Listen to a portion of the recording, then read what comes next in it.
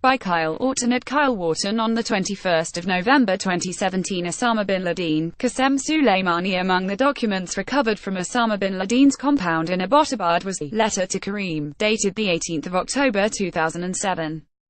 Karim likely refers to Abdul Munim al-Badawi Abu Hamza alMuhajir, the leader of Al-Qaeda in Mesopotamia AQM, the predecessor organization to the Islamic State, after the group's founder, Ahmad alKhalayleh Abu Musab alZarqawi, was killed in June 2006. The letter is reproduced below with some interesting details highlighted in bold. By the time of the letter, the Islamic State of Iraq (ISI) had been declared, led by Hamid al-Zawi Abu Umar al-Baghdadi, and al-Badawi had ostensibly transferred his allegiance to ISI, dissolving al-Qaeda on Iraqi territory.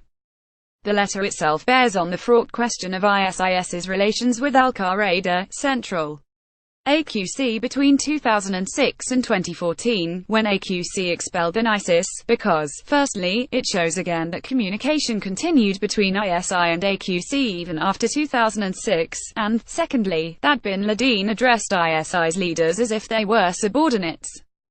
Bin Laden instructs al-Badawi to suppress ISI activities in Turkey. This is almost exactly a year after the Turks arrested Nashwan Abdul-Baqi Abdul Hadi al-Iraqi, the final envoy AQC sent to AQM-ISI, unless there is a chance to strike Jewish or Western targets, or he believes he can damage the burgeoning relations between Turkey and Iraqi Kurdistan.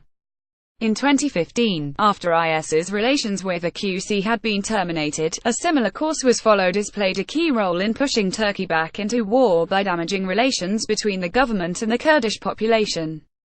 Even more interesting in terms of content is the primary purpose of the letter to chide ISI for public incitements against the Iranian theocracy.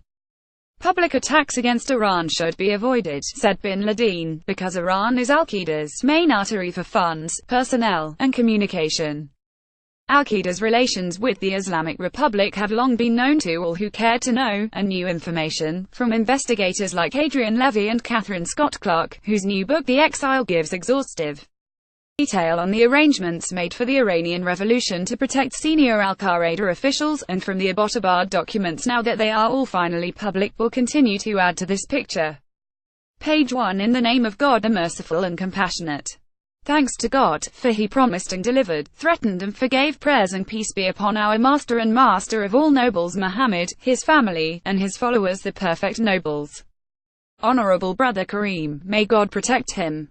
Peace and mercy of God may be upon you. Hope you and all who are with you are in a good cheer, and for God to bring us all together to achieve his will on earth and to win the afterlife. 1. I received your honorable message that was ended abruptly without an ending, signature, and date. I wonder what the cause was for this error, but thank God for including the good news and glad tidings. I ask God to grant us speedy victory and empowerment. 2. I have a few remarks concerning the matter of your threats to Iran, and I hope that you and your brothers will accommodate it. 2. You did not consult with us on that serious issue that affects the general welfare of all of us. We expected you would consult with us for these important matters, for as you are aware, Iran is our main artery for funds, personnel, and communication, as well as the matter of hostages. 2b. I don't understand why you have announced your threats. You could have executed without being threatening, for threats are a tough test for your ability to deliver. And now, the passing of the grace period without carrying out your threats affects the believability of your words, and your threats will be meaningless. I am not trying to provoke you to carry out your threats. On the contrary, I am against being threatening, period. However, I am discussing the matter of threat announcing, for it is politically a losing proposition for you. 2c. Another matter that I need you to discuss with your brothers, which is the information received indicating that some of the individuals that you are depending on to carry out the threats are not organized or infiltrated. So please re-evaluate the matter. 2d. The summary of my opinion on the subject is 2d. 1. There is no need to fight with Iran, unless you are forced to. Page 2. Because of the great harm caused by them, and unless you are able to inflict them with harm. Hence, if you are not in the position to deliver either, then my advice is to refrain from attacking them and devote your total resource to the fortification of the nation, and the fight against the Crusaders and the apostates. It is also my opinion about the other fronts such as Lebanon and the likes. 2d2 If you decide on confronting Iran and feel you are able to hurt them, it is my opinion that you do not announce your intentions and threats, instead deliver your strikes in silence, leaving indications or announce that you are responsible for the act, and to protect your reputation in case your plans were not successful. Bear in mind that the negotiation with Iran is easier if the incurred damages are great. This is my opinion, and God knows the correct course of action.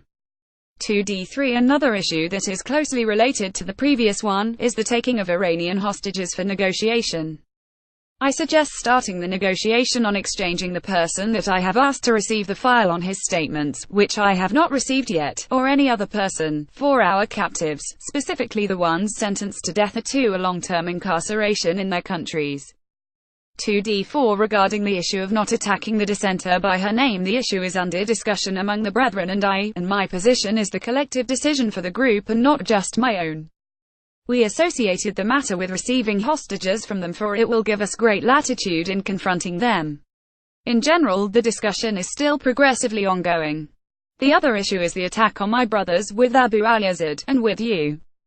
These statements represent and bind us. Hence I was not tasked with it, but it is the opinion of the brothers that I handled the matter indirectly, observing the developments. That was the collective opinion of your brothers, and God knows what's right.